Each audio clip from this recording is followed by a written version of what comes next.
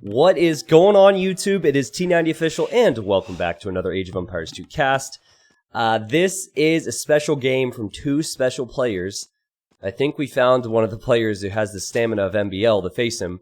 Jibatong just checked his profile, has played 13 hours in a row. He's currently playing games right now. This game was back from earlier this month, and I've been meaning to cast this for a while. As most of you know, if you've been keeping tabs on my YouTube and Twitch, I was in the process of moving over 1,000 miles away. So, it's been about a month. Finally feeling settled. This is the first day where I feel settled. I feel like this is my new normal. So, I'm back. Not that I've been gone, not that I haven't been streaming, not that I haven't been uploading, but I feel back to my normal self. And I'm really excited for the future of Age of Empires 2 and this channel. So, I don't want to talk too much about that right now because we have an excellent game on our hands here. I'll cast the game, of course. And then I'll talk near the end of the video about what you guys can expect with Age of Empires 2 content. So again, as I said, Jibatong has been playing a freakish amount lately. I think 3 months ago he wasn't playing, or maybe he was playing on the Feudal China servers. But he's been playing on the main servers recently, and he's around the 2K4 level. He's a very, very good player. And I also think it's one of the many pros who've been playing for years and years. He might have even been playing for 15 years at this point. And might be in his mid to late 30s. He is playing as the Celts. Celts are a very solid civilization. They have a lot of strengths versus Franks, which is who MBL is playing as, and I'll get to that here in just a moment. But we'll go over to MBL, and MBL, as I said, playing as the Franks. He's on the opposite side of the map. And like most of these pro players do, especially the guys who play for days and days and days at a time, or I guess, you know, they play 12-hour days consistently. They play a lot of Arabia. And the reason for that is because you could play Arabia 12 hours a day, every day, and there's always going to be different games, different matchups, and crazy different maps. So, MBL is actually using the civilization which has the highest win rate in rated 1v1s, which I find to be very interesting, because it only took a few balance changes for Franks to be very good. One thing in particular that we'll see in this game, and I'm sure you've seen the title, and I'm sure you're excited for it, is the cheap castles. They've always had that. It's just now Franks have a berry bonus, and so they forage a bit faster. That helps out with their food, which makes their scout rush even more dominant. And then their scouts also have more HP. In the past, for those who weren't around the community, it was only the knights who got the free HP, so it was essentially free bloodlines, 120 HP knights, not their scouts, so their scout line was mediocre. And they also didn't have the forage bonus. There are some other bonuses and some other changes that have been made. I think their throwing axemen are a bit stronger nowadays, so they're actually seen quite frequently in late game if the opportunity arises. And then, what else was it? Oh, I'm sorry, they have a new unique tech. Each civ has a new unique tech, and their chivalry makes their stables faster. So I guess it's a bunch of different things, but I find it interesting how Franks are just so strong on 1v1s now. And they were not as strong in the past, believe me. They were mainly better at team games. So Jibatong, he plays all day, and even pros make mistakes. He lost a villager, which was wrong of him to do. Already going to be slightly behind in eco because he doesn't have the forage bonus of Franks. So that sets him behind a little bit. We can zoom in there on the corpse for all you sickos out there. Disgusting. Sometimes I forget this game incorporates death all the time. We've become so accustomed to violence in this crazy world. Unbelievable. But I want to talk about Jibatong's style, guys, and MBL is going to teach him a lesson in this game. Jibatong is an extremely aggressive player. Many of the Chinese players like to make it messy. So players like Leary and Viper and MBL, honestly a lot of the European pros, they stick to their build orders, they make the game very clean. Very rarely do they go forward, but the Chinese players, they're kind of the opposite. Not all of them, of course. Some have more clean styles than others, like Mr. Yo, but a lot of the other ones, they like to go forward. And they like to build towers, and they like to be aggressive with strategies like man-at-arms. Now, you see the barracks for Jibatong, he's on his way to Feudal Age, and he just shot MBL's scout, which is quite a big help for him. And he'll be going for man-at-arms. Celt infantry is faster. It should give him some time, and oftentimes you'll see players go forward as well to continue with that messiness. So MBL really scared of the Celt Man-at-Arms rush. He's going for Man-at-Arms himself. And I talked about the scout option that Franks normally go with. Now he's decided to go for the safer play. And I think the logic there is probably that when you're going Man-at-Arms, when you're going scouts against Man-at-Arms, it's so easy for Jibatong to send spears with Man-at-Arms, and when it's Celt Spearmen, it's so hard to avoid them. And if you have all the bonuses that Franks have, sometimes it's better to just defend yourself in the early going instead of taking that risk. So, I love MBL's scouting here. This is something that you'll see from all the top 10 players. Great scouting. Oh, well, hold on, did I jinx him? I think I jinxed him, boys. He's looking for the Man-at-Arms. He knows that they're being created. He doesn't know where they are, and he's gone for 4. Which is exactly what Jibatong has gone for. Oh, did you see that? I saw that. I don't think MBL noticed that the Man-at-Arms have gone this way. Yeah, he's actually quite confused. Scouting, as I said, very important. Well, he might get lucky, actually. He hasn't researched Man-at-Arms yet. Just passing! Oh my god! Well, Jibatong has a decision to make now. They have found each other. Jibatong has to decide on either going forward or attacking MBL now. MBL is fighting without that Man-at-Arm upgrade, of course. So, odds are that he's going to lose this fight. Jibatong has created another one. To be honest, the trade wasn't awful for MBL. Jibatong has 2 out of his 3 Man-at-Arms really weak, and they're down to half HP. I also heard an archer range for him, so he'll have a few archers around. But this won't be an easy defense for him, that's for sure. Now, what Celts normally do is they'll go Man-at-Arms, make a lot of them, and then if you're making archers to counter the Man-at-Arms, they add skirmishers. So Jibatong, he's played enough games, as I said earlier, so he's good. He knows what's going on. Now he's coming forward to scout. Now he scouted 2 forward stones at MBL's base. There's definitely an area to pressure if you want to bring towers into the equation. But for now, he's scouting to see where MBL is, what he's up to. He didn't know the archer range was there, of course. And I think with 3 archers and a spearman, MBL might be able, or should be able, to keep this all away, but it won't be easy. There's a decent amount of lag between these 2 players, and also, of course, the speed of the Man-at-Arms is crazy. Or the men-at-Arms. There are a few people out there very excited to see I've corrected that.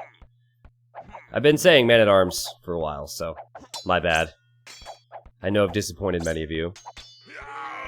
This is decent micro for MBL, but it's not easy, is it? He's killed the scout. But, there we go, he's lost an archer. This is good for Jibatong. His skirmishers are really doing work. But now the skirmishers are separated from each other. Now this is where MBL could really use some scouts. And he doesn't have any scouts, so he's making a stable. I think Jibatong spotted that. No, Jibatong did not spot that. But again, he's going to be aware. He's going to be aware that the scout opening would be great for MBL. Now, tons of farmers up for MBL, tons of farmers out for Jibatong. In fact, Jibatong's situation is I believe, stronger right now economically because of the amount of farms and the amount of food he has. And he shouldn't kill anything with these 3 skirms, but he will be annoying anyway. And this is still open, by the way, so if Jibatong were to make some archers in combination with his skirms, it'd be a good move. He is vulnerable to some scouts now. Could always send Celt Spearmen forward as well. It is kind of weird to me how Jibatong only has 4 skirms sitting here. You know, it's like he's hesitant to run in, but he could be harassing the villagers a bit. Maybe he's more concerned about keeping this open. And here we go. Kind of alluded to it earlier, that Jibatong would be towering. Towering is one of the most frustrating strategies to deal with. No one likes it. Everyone likes to tower rush their opponent. When it's successful, it feels good, but you never want to be tower rushed. So, we'll see how this works, because the 2 scouts certainly surprised Jibatong. They kill 1 skirmisher already, and this is where that forward spear can be useful. 2 skirmishers now, so great move so far for MBL. And now, not so good, right? He's lost some HP. He decides to fight this with the hill. That's the beauty of Franks. You can fight it with the extra HP. And now also MBL sees the forward house, and he's got to be thinking, this is not prime real estate. Why does Jibatong have villagers forward? He's going to tower me. Now, the forward stones will be a huge problem for MBL. He can build one defensive tower, but he can only build one if he's boxed out from these stones. Jibatong's about to make it messy, while MBL is thinking about Castle Age and thinking about making this game very clean for him. And when I say clean, I mean streamline everything towards Castle Age, streamline everything towards knights and crossbows.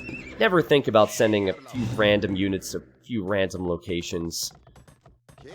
I hope you guys get what I mean when I say clean, but MBL's strategy here, his decision is very greedy. He stopped creating military for a while, and now he sees the villagers coming forward, and he's looking to build a tower, but I don't know if he can comfortably counter-tower this.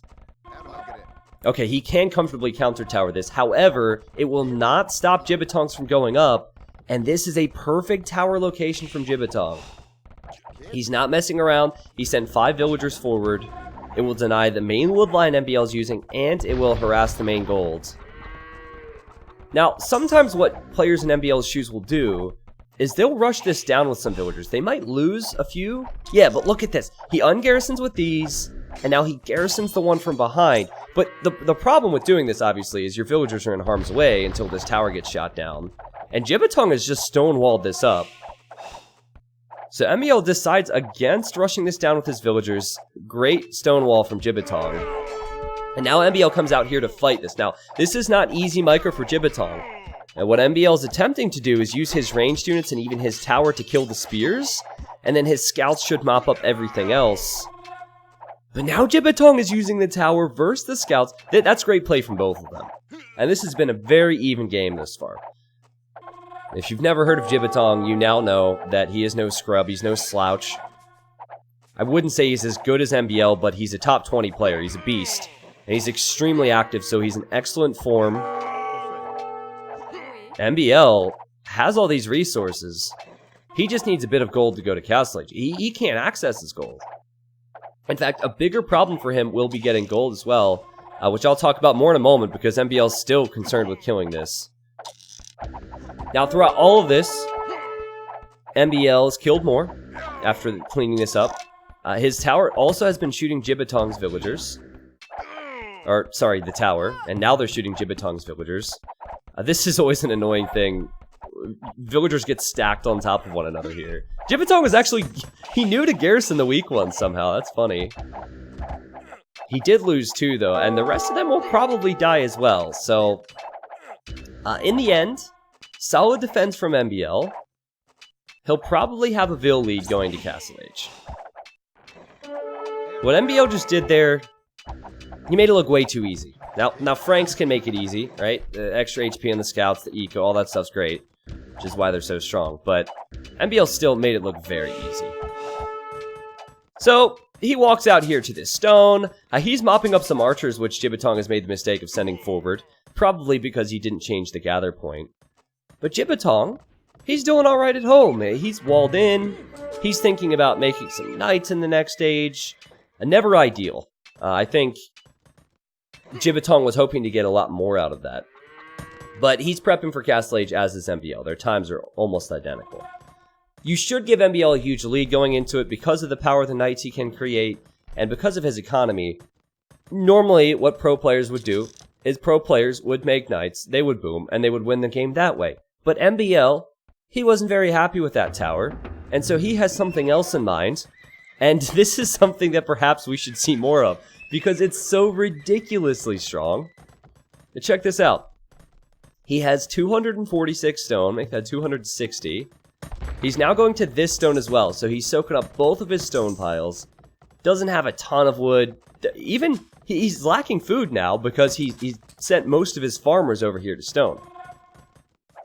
Now, I was watching MBL's point of view when he streamed this, and MBL, I can't really do his accent well, but he said, "I will castle his face now." That was an awful MBL impression, but he said, you know what? I'm sick of these knights. Knights are too easy, and I'm sick of these towers from Jibatong. Let's go YOLO! pro players who are used to their clean styles, used to their structure, they don't do this often because it's extremely risky. In preparation for this, MBL has made a lot of extra scouts, which he might upgrade to light cav. He doesn't have a strong answer to knights, even Celt knights. Scouts are not going to cut it. But he has 662 stone. Now, for those that forget this or don't know, I've never heard of this, whatever, Frank castles are 488 stone. They're very cheap. And normally that becomes helpful in protecting yourself when you play standard, when you boom. MBL's completely exposed right now. He has 15 stone miners. And by the time he finishes this castle, he's going to have enough for another castle. And while we didn't talk about it, Jibatong really doesn't have the best base. In fact, his main gold was bugged. He used this one earlier. He's been chopping his way through to that. Jibatong sees the castle, has prepped pikemen because he was expecting knights, and is now sending his own knights out. Now, this is a fight that Jibatong will win every single day of the week. However, MBL is committed so much to this castle will go up. He finishes the first castle and has 660 stone. Do you think he's going to stop there? Nope! Another castle! Now, this is ridiculous. Jibatong really can't stop this unless he gets a quick Mangonel out. Does have faster firing Celt Mangonels. The best thing for Jibatong is to try and stop this with lucky Mangonel shots. That's probably not going to happen because MBL's here with Knights and Scouts. And also counterattack. So he's on his way to counter, which MBL expected. So he's left this stone, he's walling in this stone. This is high level stuff. And now at the same time he's pressuring Jibatong's gold. And his castle, it's gonna go up. You want to tower me, Jibatong? That's what MBL's saying right now. MBL is just abandoning the resources that Jibatong arrives to. Look, he's going right back to the stone. I can't tell you the last time I've seen so many castles in a pro level game this early. We're only 30 minutes into the game after a pretty long feudal age from both of them. MBL could build another castle. This castle fire is insane. You have 12 range. I'm sorry, not that range is wrong. 9 range. I was looking at the attack. T90 blind. So there's not much that Jibatong can do except try and stop each and every castle from going up. But he can't comfortably, he's so under pressure, he can't comfortably send out Mangonels because MBL's protecting with the Knights and Scouts. Jibatong is countering here because MBL is so exposed. So this is some good damage. And this will even out the Vil count a little bit, that's for sure. So open for MBL. That economy is disgusting. But Jibatong can't stop this castle either. There's 3 castles on the front of his base. He can't even use this Mangonel actually because if he ejects it from the Siege Workshop, the castle shoots it. So now he's down the gold. He's down all of this farm space. He'll be down the stone. His counterattack here is short-lived. He ends up losing the pikes. And MBL finishes his 3rd castle 32 minutes in. And you figure he's probably done. That's enough castles, MBL. Save some stone for some defensive walls and castles and towers and whatever, right? Surely. No. He's going to stick with what works. And Jibatong expects it. This is maybe the best thing he could do is go for guard tower to stop this. But of course he's down stone. Now MBL has some of those cool throwing axemen. And 2 random archers and skirmishers and a knight. This tower will complete. Now the tower will have to do the job and focus on every single Vil here. It's not easy. The Mangonel MBL picked off with his knights. And this castle will go up as well. The Vil counts are pretty even. That's a stat that's really important in these types of games. But not when castles are up like this. Because Jibatong's villagers are not protected. They're not safe. MBL is going to use his forward Vils to batter down a tower. That's just how safe his eco is. And now he has 850 stone. He has even more stone now than he did after he finished his 3rd castle. He sees that Jibatong is expanded, and he says, you know what? Let's do this again. And yet again, I'm curious to see what MBL does with the Knights, because he sees the Siege Workshop. He knows the threat of Celt Mangonels. This is MBL's point of view. Oh, Jibatong made a mistake, actually. He ejected it to the wrong side. I still don't think he would have been able to comfortably stop this, but at least his Mangonel would have got a hit on the Vills, and then his tower could have possibly helped. At this point, with 4 castles forward, you have to expect MBL would YOLO this anyway. Jibatong soon can't take any resources comfortably. He's probably on a tilt. He probably can't believe that this has happened. And the castle goes up, and Jibatong taps out. Look at this. Look at it. Boom, boom, boom, boom, boom. 5 forward castles. After this, MBL said, Frank castles are way too cheap. This is insane. And I'm kind of with them after seeing this. I mean, the way to stop this is to make military. And what's funny is Jibatong expected the type of military that you would normally go with as Franks. He prepped pikemen, and he prepped a few knights. The reason he prepped pikemen was to defend from MBL knights, and then he prepped his own knights probably to pick off any skirmishers and archers that MBL had. So it was honestly a really good play from Jibatong. It's just, once MBL mopped up that tower rush, he sent all his villas to stone, and he also committed enough villagers to go forward and build those castles. There are certain players out there, well, there's specifically a certain player who's pro, we won't say his name. Sorry, having some allergy problems since the move. But they would only send 4 or 5 vills forward, maybe 8 or 9. I'm not sure how many MBL sent forward originally, but I want to say it was around 12. And he didn't throw the game away. And once the first castle got up, it led to the next, and the next, and the next, and an easy win for him. So, as I said at the beginning of this video, I am back in full swing. I can't say things, guys, but Age of Empires 2 Definitive Edition is getting incredibly close. I'm getting incredibly excited. Unlike this dude. Oh my god, he got an arrow in the side of the head. That's brutal. I don't think I've ever seen anything like this before. We'll stay zoomed in on this poor guy while I finish up the video. But anyways, exciting times coming. As for the next 2 weekends, there's some exciting things coming as far as tournaments go. So there's an event I'll be streaming on Saturday and Sunday coming up, starting at 13 GMT, which is 9 a.m. EST, for those who are wondering. It's called the Monociv Cup. We have players like Viper, Delt, MBL, lots of pro players competing. And to simplify, the way it works is the number 1 seed gets the 16th worst civilization, and then the 16th seed gets the best civilization. And they have to, the players are given a civilization they have to play with throughout the whole weekend event. I'm excited to see how that goes. And then the following weekend is the finals of the 2v2 tournament I talked about a few months ago, called Two Pools.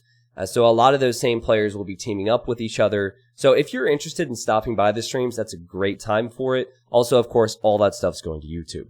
On top of that, more YouTube-only content is coming. And then maybe, just maybe, sooner than you think, we might have some special Definitive Edition stuff planned. I hope you guys enjoyed this video. Thank you so much for watching and supporting my content, and I'll see you in the next one.